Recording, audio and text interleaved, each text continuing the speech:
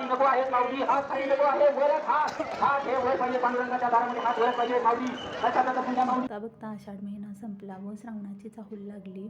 दिव्याच्या औसेची पूजा झाली आणि ज्योतीची पहिला शुक्रवारची पूजाही झाली. बघता बघता पहिला सोमवार आला आणि पहिला व्हिडिओ आहे तो पंढरपूरला जाण्याचा योग आला होता. आषाढ महिन्यात एकादशीला प्रचंड वारकरी होते, पण साक्षात पांडुरंगच वर कळसावर उभे आहेत असं वाटत होतं. इथं 108 बेल महादेवाला वाहून घेतलाय. ज्योतीचीही पूजा झाली आहे.